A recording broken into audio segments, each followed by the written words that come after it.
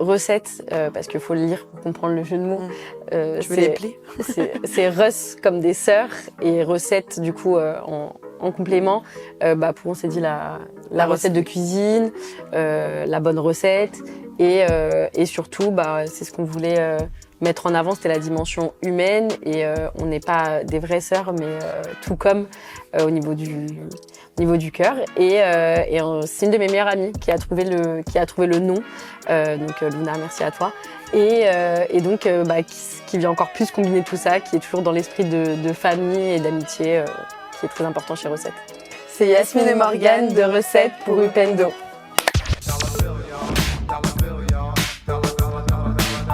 Moi, c'est Morgane. Je vais bientôt avoir 28 ans et je suis cofondatrice de Recette, une agence événementielle culinaire qu'on a fondée avec Yasmine en octobre 2021. Moi, c'est Yasmine, cofondatrice aussi de Recette et associée de Morgane. Je vais aussi avoir 28 ans et voilà.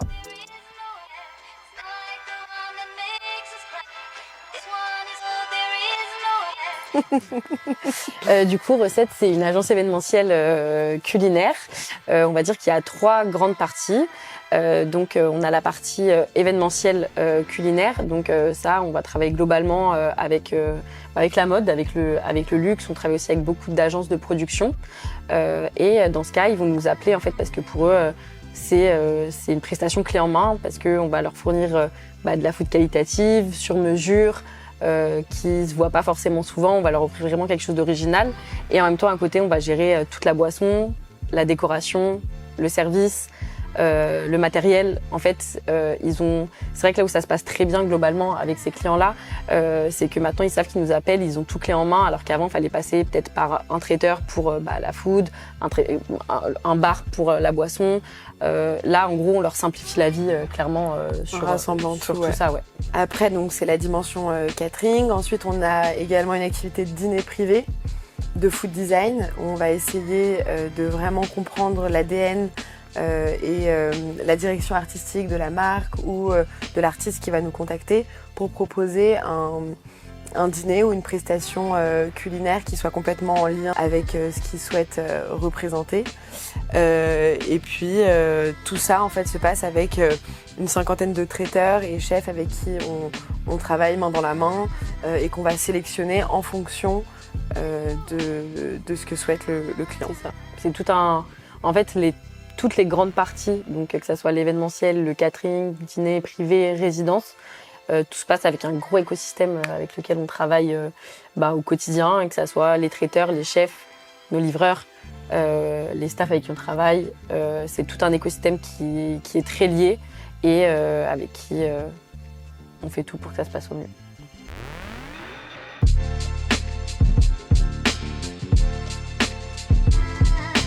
Yasmine, pour la petite histoire, on se connaît depuis qu'on a 18 ans. On a grandi dans le même quartier, Belleville pour Yasmine, Père-Lachaise pour moi.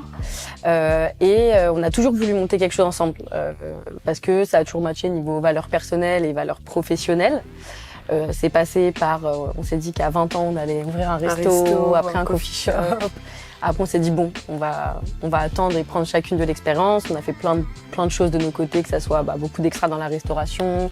Mais on n'a jamais lâché cette envie de monter quelque chose toutes les deux, particulièrement. Et après, il y a le Covid. Il y a le Covid qui est passé par là. Et du coup, on était entouré quand même de beaucoup d'amis chefs pâtissiers, traiteurs, restaurateurs. Qui se lançaient là-dedans. Et il y avait quand même un besoin. On les aidait à titre personnel dans leurs projets, on les aidait sur leur communication, sur les food costs, on avait quelque chose d'assez intuitif à ce niveau-là et qui nous plaisait aussi. Donc on s'est dit au bout d'un moment qu'on en avait un peu toutes les deux marre de nos boulots, même si on était épanouis. Ouais, mais c'était plus que c'était un peu le moment en fait où on a fait le point. En fait, on a fait le point après le Covid. On était toutes les deux dans la même situation. On était en CDI. On n'était pas malheureuses du tout. Mais on s'est dit on avait 25 ans. On avait 25 ans. On s'est dit c'est peut-être le moment de faire ce qu'on a envie de faire. Et puis si on se rate, c'est pas grave parce qu'on avait des bagages derrière nous. Et donc on s'est dit on a 25 ans, on se donne un an. On a mis 500 € chacune sur la table pour monter notre société. Et on s'est dit si ça marche pas, on reprendra notre vie normale. Et au final, on a décidé de se lancer.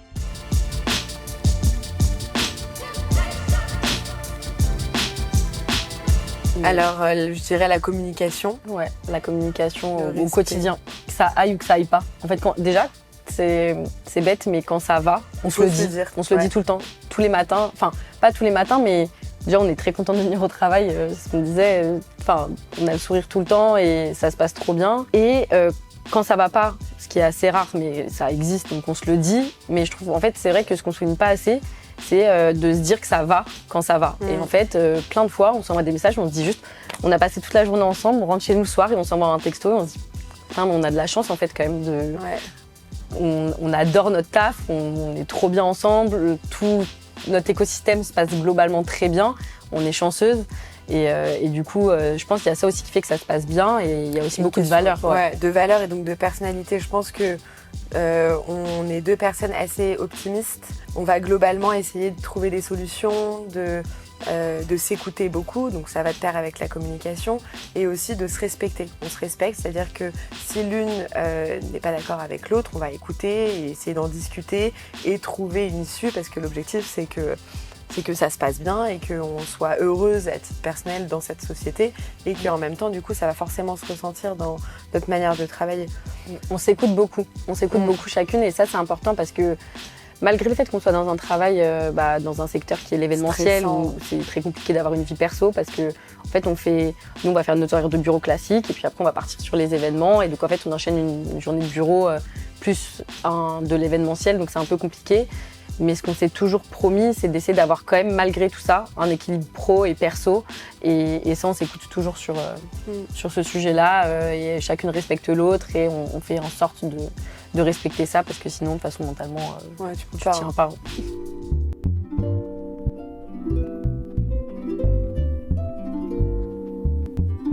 Je dirais qu'il y a eu plusieurs moments qui étaient un peu durs, des coups durs. Mais la finalité à chaque fois, c'est qu'au bout d'un échec, il y a toujours quelque chose de positif qui en ressort. On a eu une grosse expérience pour un gros festival, un projet qui nous tenait à cœur parce qu'on le faisait pour une association. Donc on n'avait pas d'enjeu financier pour nous, ce qu'on allait gagner, mais on le faisait pour tirer un bénéfice pour une association. Donc il y avait quelque chose de très personnel finalement qui rentrait en jeu. Et où on a eu une déception face à un engouement un peu moindre, face au fait qu'on faisait moins d'argent que ce qu'on pensait faire, et que du coup, en fait, de un, on allait être déficitaire. Mais bon, ça, au final, c'est un risque aussi qu'on a décidé de prendre, mais qu'on allait devoir dire à l'asso que tout ce qu'on leur avait dit, tout ce qu'on leur avait promis, mais bon, bien évidemment, c'est un festival, donc on sait toujours qu'il y a des variables dont on n'a pas la main sur tout, on pouvait pas finalement sortir un don pour l'association. Donc ça a été un coup dur. Vu le travail engagé, en fait, ça a été un coup dur parce que ça a été vraiment, on avait 6 mois d'existence, ça a été énorme. C'était vraiment une production énorme, la plus grosse qu'on ait faite. On a créé des brigades, on a loué des labos sur des dizaines de jours. C'était beaucoup d'investissements personnels aussi. Et du coup, comme dit Yasmine, en dehors du fait d'être déficitaire, ça arrive, c'est pas grave. C'est pas grave. Forcément, au bout de quand t'as que 6 mois d'existence, c'est grave. Mais nous, on est, comme dit Yasmine, on est très le verre à moitié plein. Ça veut dire qu'on est très optimiste. Donc voilà, ce qui était vraiment décevant, c'était de dire tout cet investissement à la base, il était pour l'association et de rien avoir pu donner à la fin, ça a été frustrant. Mais on a en même temps tellement appris qu'on a gagné, on va dire à ce niveau-là. On a perdu financièrement, matériellement, mais en expérience, au bout de 6 mois, on n'aurait pas pu apprendre autant sans cette expérience-là pour la suite. Et puis humainement aussi, ça a été quelque chose de beau, fédérateur, parce que plein de personnes se sont rencontrées. De là est né d'autres projets. De là, ça a permis aussi On a rencontré plein de gens. Outre l'argent qu'on aurait pu donner à l'association, du coup, l'association a une visibilité aussi auprès d'un public qui n'était pas forcément au courant qu'elle existait. Donc, il y a forcément des plus. En fait, dans chaque coup dur, il y a des plus. On a eu un coup dur la semaine dernière sur une grosse erreur, sur un gros projet pour un gros client. À aucun moment, on s'est dit, putain, c'est la merde. Oh non, mais comment on va faire l'échec ? Non, on s'est dit, ok, on va trouver une solution. Déjà, on est ensemble. Et ça, c'est un état d'esprit qu'on perdra pas, je pense, et qui est hyper important dans une gestion de projet en équipe. C'est qu'en fait, on est ensemble, que ça se passe bien ou pas bien. Et que de toute façon, dans tous les cas, il y aura une solution qui devra être trouvée. Il n'y a pas le choix. C'est ça, en fait, nous, je pense que la force de notre équipe au global, sur ça, que ça soit avec nos employés ou même toutes les personnes qu'on prend en extra sur les services, c'est qu'on est un peu tous dans cette dynamique. On se plaint pas trop. En fait, on n'a pas le temps de se plaindre. Et quand il se passe un gros truc, c'est action-réaction. En fait, c'est OK. Bah, de toute façon, c'est pas grave. On va ni se lamenter sur notre sort, ni pleurer. Il faut juste trouver une solution et ça va très bien se passer. Et on est un peu dans cette dynamique-là tout le temps. Et c'est aussi pour ça, je pense que ça fait que ça marche.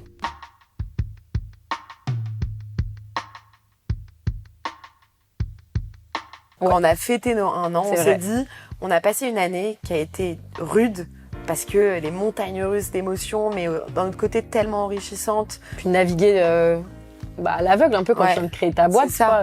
Et où on a rencontré plein de personnes. Et toutes ces personnes-là, elles ont capté les valeurs humaines qu'on cherche à mettre en avant et à faire fédérer dans tous les projets qui sont très très importantes pour nous. Et on s'est dit, on va pas le fêter entre nous. On a envie d'inviter ces personnes-là pour les remercier parce qu'elles nous ont fait confiance, parce qu'elles ont tout donné sur des projets où elles n'étaient pas obligées d'être à 300% à chaque fois. Et donc on a fait une grosse soirée où on a fait des choses un peu ludiques, un peu interactives. On s'est dit on voulait pas juste faire un truc où faire une soirée, trinque une coupe de champagne. On voulait faire un truc un peu rigolo, un peu fun. C'est ce qu'on a fait. Et franchement, c'est vrai que tout le monde est venu. On était hyper émus parce que il y a eu tellement d'amour pendant cette soirée. C'était, même les gens invités après, quand on a tous débriefé avec tout le monde, nous ont dit il y avait un truc qui s'est passé où c'était une énergie où en fait les gens qui étaient présents c'était que de la bienveillance, Et en fait, au début on se tâtait et on avait mélangé nos amis, notre famille. Et des traiteurs, t'attires ce que tu dégages ou autre, mais du coup, toutes les personnes qui étaient là, que ce soit de la famille, des amis ou les professionnels avec qui on travaillait, avaient tous plus ou moins la même énergie de bienveillance, de joie et avaient tous envie d'être là pour nous, pour les 1 an. Et en fait, c'était un trop bon moment.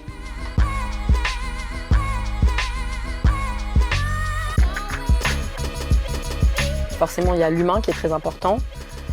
Dans notre entreprise.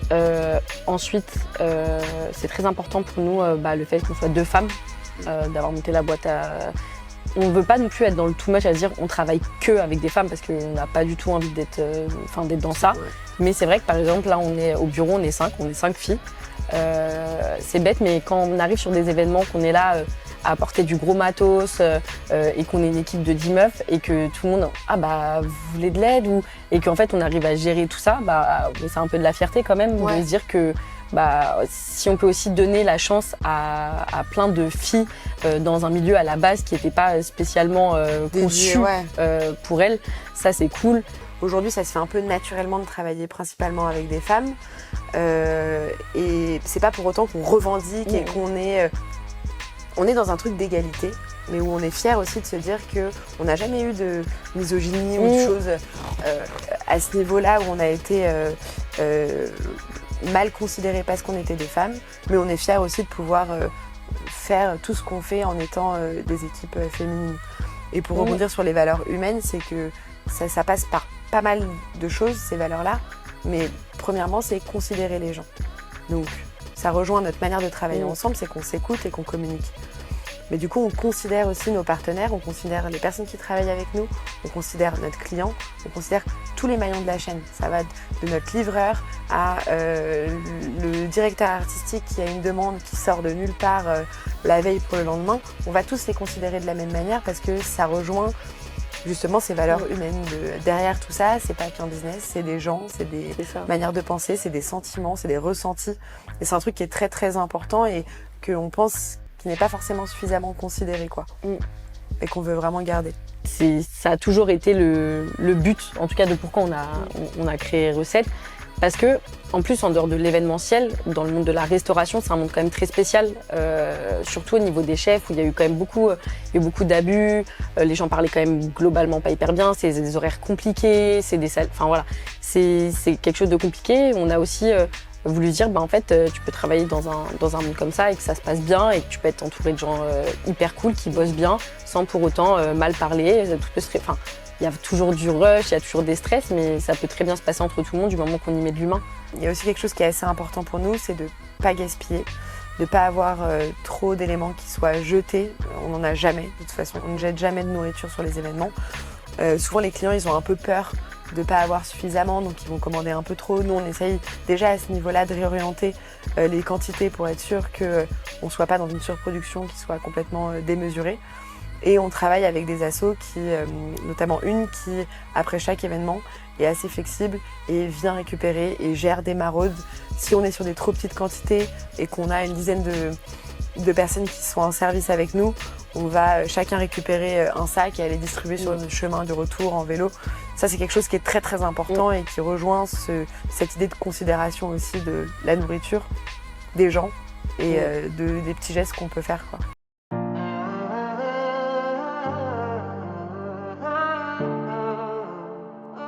Moi, je dirais déjà de ne pas avoir peur de se lancer, parce qu'en soi, souvent, on fait tout un truc autour du fait de monter sa boîte. Mais il faut toujours évaluer les risques, c'est très important. Il faut toujours savoir à peu près où est-ce qu'on va, mais on n'est jamais totalement fixé quand on lance sa société. Nous, on pensait pas du tout qu'on allait faire ce qu'on fait aujourd'hui en termes d'activité et de grosses parties d'activité. Et de se dire, ok, quels sont les risques ? Finalement, les risques, ils sont pas si énormes à chaque fois. Ça dépend l'activité que tu décides de faire. Mais nous, je sais qu'on s'est dit, on investit 500 € chacune. 500 €, finalement, c'est une somme, hein, mais c'est pas si énorme en parallèle de ce que tu peux créer finalement, quoi. On s'imagine, j'ai l'impression que dans la tête des gens, et je pense encore plus des jeunes, quand on parle d'entrepreneuriat, tu fais un lien direct avec Steve Jobs. Ouais. Tu vas te dire, faut que je crée quelque chose de révolutionnaire. Faut que je crée... Mais en fait, tu peux créer quelque chose déjà t'es pas obligé de créer la dernière application qui va inventer quelque chose. Il y a plein de choses à faire dans des secteurs qui existent déjà, qui peuvent être juste faits différemment, faits selon toi, ta vision des choses. Voilà, et te dire en fait non, pour entreprendre, t'es pas obligé d'aller à la banque, essuyer des refus encore une fois, tout dépend du secteur. Si t'as envie d'ouvrir un restaurant sur 5 étages, ça va être plus compliqué. Mais en tout cas, se dire que c'est globalement à la portée de tout le monde de le faire. Faut de l'envie, faut du travail. Pareil, encore une fois, oui, c'est vrai que parfois on dort pas beaucoup, mais il faut aussi démystifier, je pense, ce truc où on s'imagine que pendant 5 ans t'as pas de vie, t'es derrière ton ordi dans ton garage, à rien. On a eu beaucoup ces images-là et je pense qu'il y a un peu freiné les gens où, ouais, c'est vrai que avec Yasmine, typiquement, nous on a des grosses périodes pendant la Fashion Week. Pendant un mois, ça va être compliqué, on a moins de vie perso. Mais à côté, on va pouvoir se rattraper. Là, on a des vacances en août. Voilà, tu peux combiner beaucoup de choses et je pense qu'il faut essayer que l'entrepreneuriat, ça fasse moins peur que de se dire que tu sais, soit t'entreprends et tu mets ta vie de côté, soit tu le fais pas. Non, en fait, il peut y avoir plein de choses. Tout peut se combiner si tu es. Et pour moi, la clé, c'est l'organisation. Ouais. Si t'es très bien organisé dans ta vie, tu vois, nous, hors événement, on fait des journées plutôt classiques en termes d'horaire. On finit pas à 22h. Après, les journées sont assez intenses. Elles sont intenses, ouais, mais parce qu'aussi, il y a une organisation derrière. Ouais. C'est sûr que si t'es désorganisé, tu pourras pas t'en sortir. Mais ce que je veux dire, c'est que on fait des grosses journées, mais elles sont assez organisées pour se dire, on se laisse le temps d'avoir quelque chose à côté de. Et je dirais qu'il y a 3 éléments aussi un peu importants qu'on dit souvent. On se le dit à nous et on le dit à nos équipes. L'anticipation, c'est la clé. Ouais. Toujours anticiper. Surtout nous, dans notre domaine, l'événementiel, c'est primordial. Faut travailler, en fait. Il y a un moment, on n'a rien sans rien. Donc oui, peut-être parfois c'est dur, parfois, mais on n'en serait pas là aujourd'hui si on n'avait pas travaillé sans se mettre de côté complètement, mais juste se dire, pour produire, il faut travailler. Il faut y aller, y passer du temps, forcément. La 3e chose, réussir à se remettre en question. Si quelqu'un, que ce soit de notre entourage proche, un professionnel, nous fait un retour, nous fait une remarque, c'est pas grave, il faut pas le prendre pour soi, il faut pas mal le prendre, il faut juste accueillir la remarque, se questionner soi-même, est-ce que j'aurais pas pu le faire autrement ? Et ensuite, agir en conséquence. Ouais. Je pense qu'il faut pas avoir peur de se remettre en question. Ça fait de mal à personne et ça peut être que mieux, je pense, après.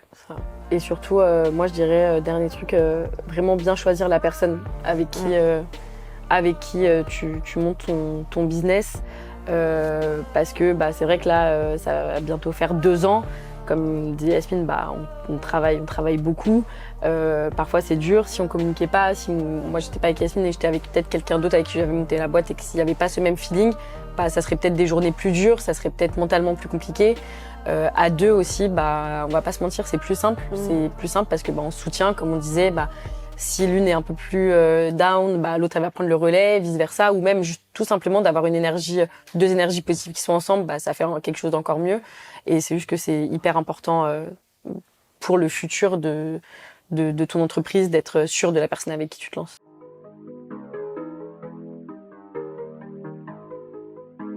Alors moi déjà je dis tout le temps l'anticipation c'est la clé, ça je le dis tout le temps.